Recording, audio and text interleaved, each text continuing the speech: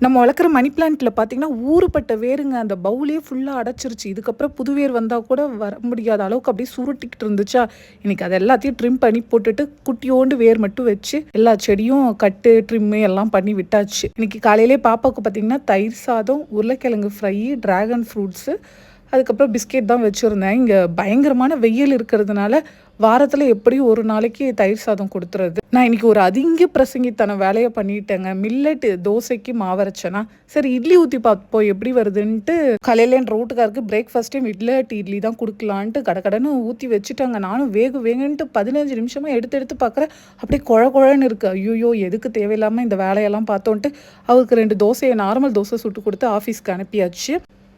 இன்னைக்கு இந்த மில்லட் இட்லியே இல்ல நானான்னு பார்த்துடலான்ட்டு நானும் வேகுற வரைக்கும் நீ வேகு அப்படின்ட்டு 20 நிமிஷம் வேக வச்சேங்க. அப்புறம் பார்த்தா நல்லா சூப்பரா புசு புசுன்னு வந்துருந்துச்சு. இட்லி ஊத்துன பாவத்துக்கு நான் தானே சாப்பிடணுன்ட்டு எனக்கு பிரேக்ஃபாஸ்ட் அதுதான் எடுத்துக்கிட்டேன். மதியானம் லஞ்ச் பார்த்தீங்கன்னா, இறால் தொக்கு வச்சுட்டு மாம்பழம் சைட் டிஷ்.